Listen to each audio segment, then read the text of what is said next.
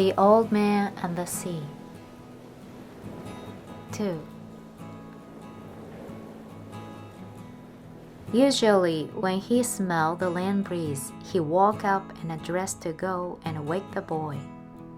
But tonight, the smell of the land breeze came very early, and he knew it was too early in his dream, and went on dreaming to see the white peaks of the islands rising from the sea. And then he dreamed of the different harbors and roadsteads of the Canary Islands.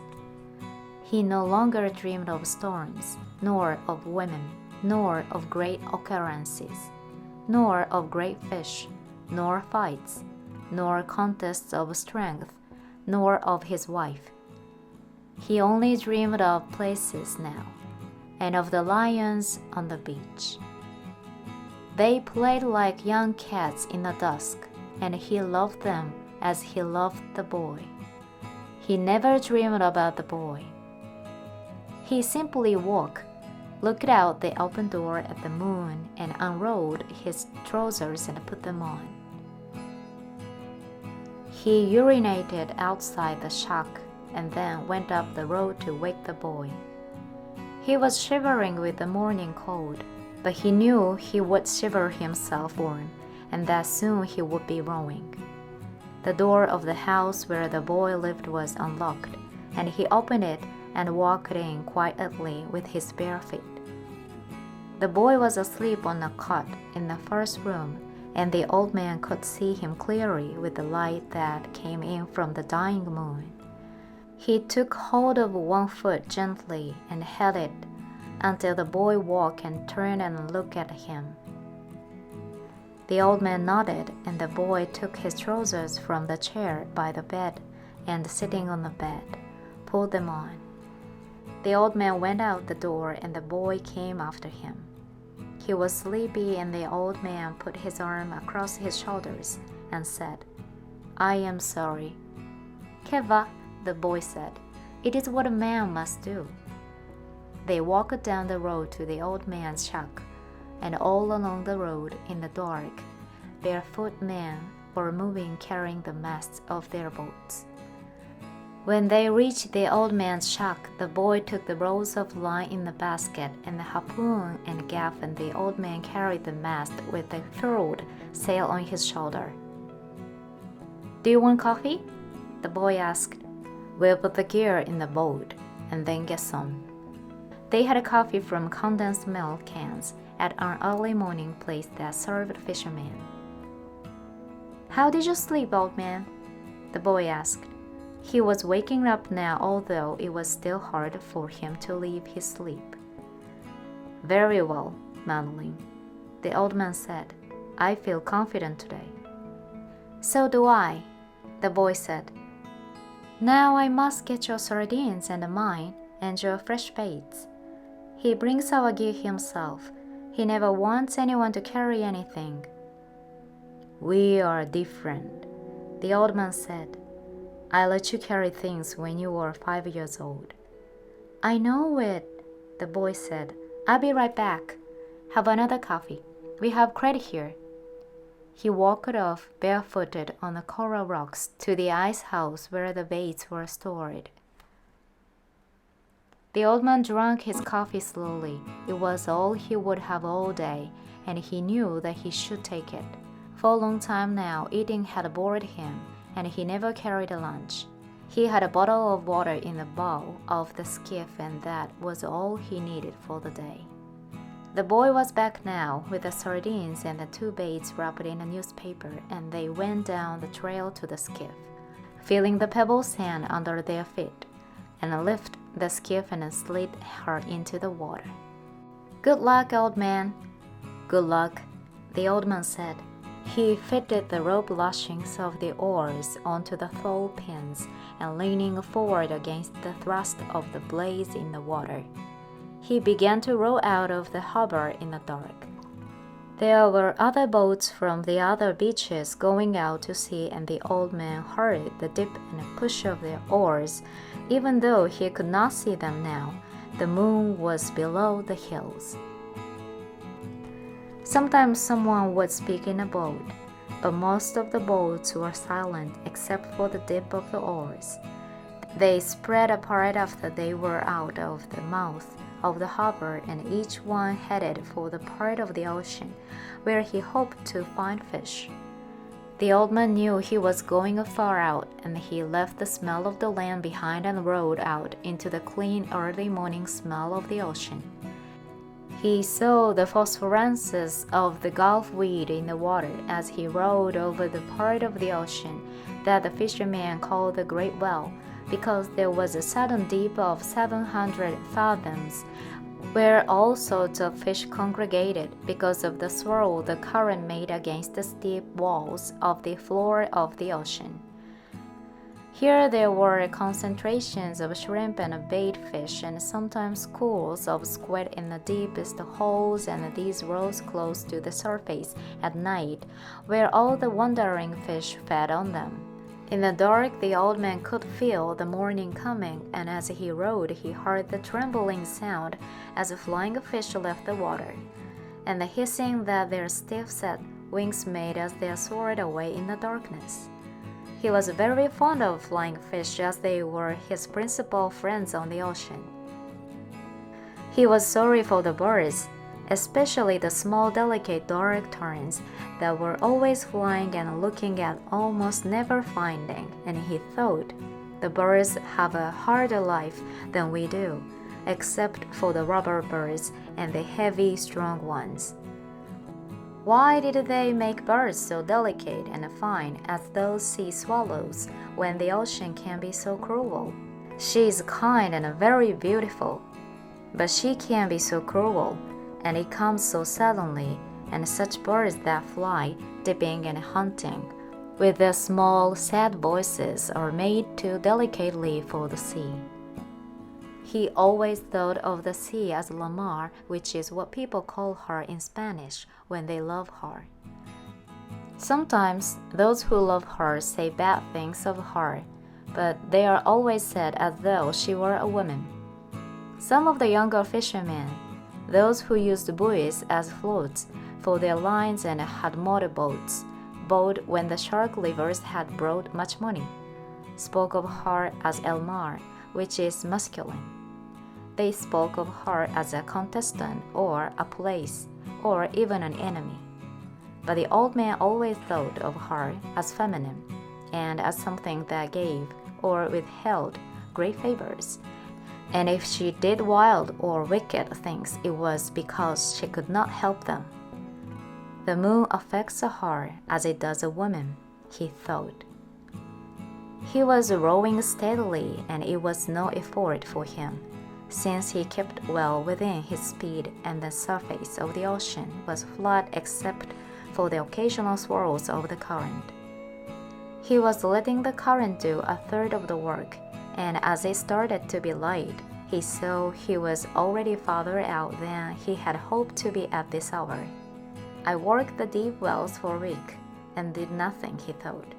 Today I'll walk out, where the schools of Bonito and Albacore are, and maybe there will be a big one with them. Before it was really light, he had his baits out and was drifting with the current.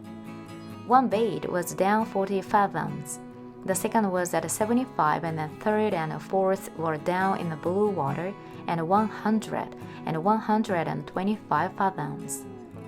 Each bait hung head down with a chunk of the hook inside the baitfish, tied and sewed solid, and all the projecting part of the hook, the carve and the point, was covered with fresh sardines. Each sardine was hooked through both eyes, so that they made a half garland on the projecting steel. There was no part of the hook that a great fish could feel which was not sweet-smelling and good-tasting. The boy had given him 2 fresh small tunas, or albacores, which hung on the 2 deepest lines like plummet's hand. On the others, he had a big blue runner and a yellow jack that had been used before. But they were in good condition still and had excellent sardines to give them scent and attractiveness. Each line as thick around as a big pencil, was looped onto a green sap stick so that any pull or touch on the bait would make the stick dip, and each line had two 40-fathom coils, which could be made fast to the other spare coils so that, if it were necessary, a fish could take out over 300 fathoms of line. Now the man watched the dip of the 3 sticks over the side of the skiff and roll gently to keep the line straight up and down and at their proper depth. It was quite light, and any moment now the sun would rise. The sun rose thinly from the sea, and the old man could see the other boats, low on the water and well in toward the shore, spread out across the current. Then the sun was brighter, and the glare came on the water and them. As it rose clear, the flat sea sent it back at his eyes so that it hurt sharply, and he rowed without looking into it. He looked down into the water and watched the lines that went straight down into the dark of the water. He kept them straighter than anyone did, so that at each level in the darkness of the stream there would be a bait waiting exactly where he wished it to be for any fish that swam there. Others let them drift with the current, and sometimes they were at 60 fathoms when the fisherman thought they were at 100. But, he thought, I keep them with precision. Only I have no luck anymore. But who knows? Maybe today. Every day is a new day. It is better to be lucky. But I would rather be exact. Then, when luck comes, you are ready. The sun was 2 hours higher now, and it did not hurt his eyes so much to look into the east. There were only 3 boats in sight now, and they showed very low and far inshore. All my life the early sun has hurt my eyes, he thought. Yet they are still good. In the evening I can look straight into it without getting the blackness. It has more force in the evening too. But in the morning it is painful. Just then he saw a man of war, bird with his long black wings, circling in the sky ahead of him. He made a quick drop, slanting down his back swept wings, and then circled again. He's got something, the old man said aloud. He's not just looking. He rode slowly and steadily toward where the bird was circling. He did not hurry, and he kept his line straight up and down. But he crowded the current a little, so that he was still fishing correctly through faster than he would have fished if he was not trying to use the bird. The bird went higher in the air and circled again, his wings motionless. Then he dove suddenly, and the old man saw flying fish spurt out of the water and sail desperately over the surface. Dolphin, the old man said aloud. Big dolphin. He shipped his oars and brought a small line from under the bow. It had a wire leader and a medium-sized hook, and he baited it with one of the sardines.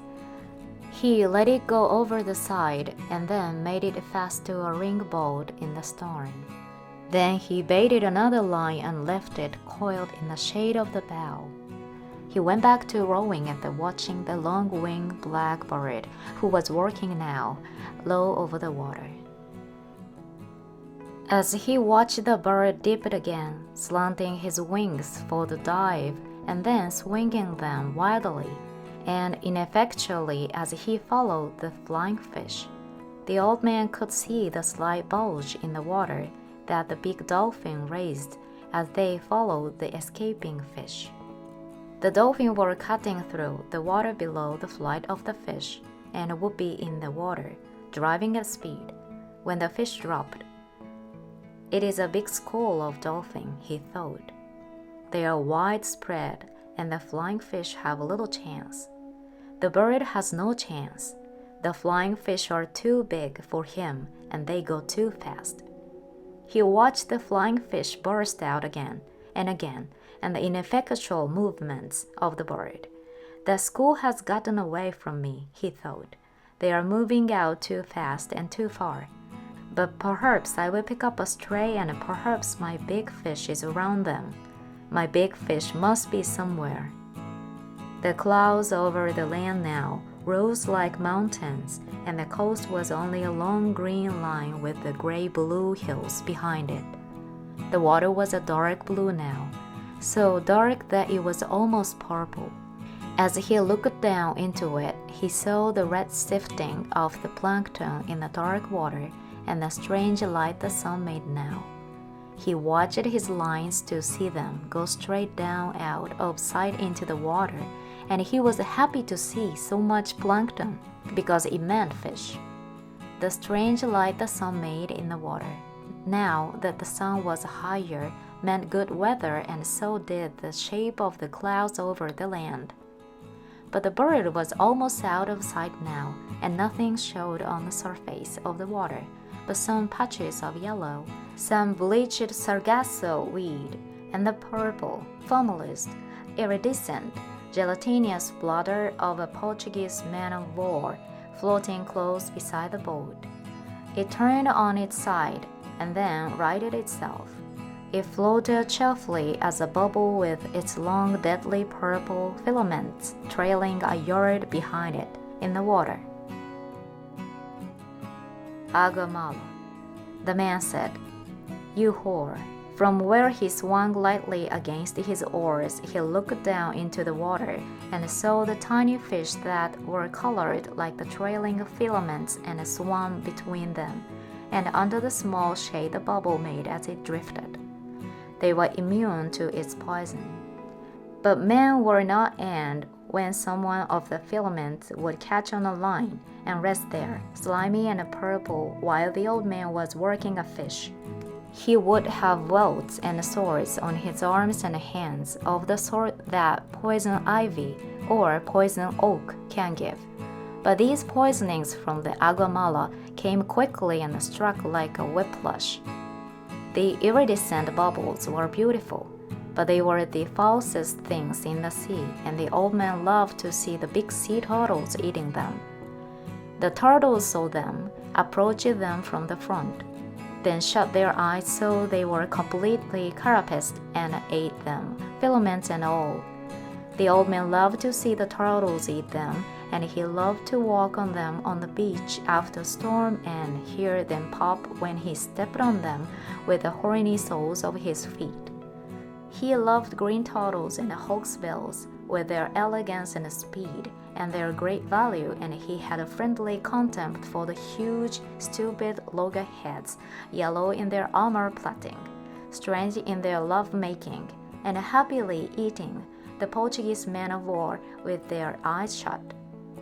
He had no mysticism about turtles, although he had gone in turtle boats for many years. He was sorry for them all, even the great trunk-backs that were as long as the skiff and weighed a ton.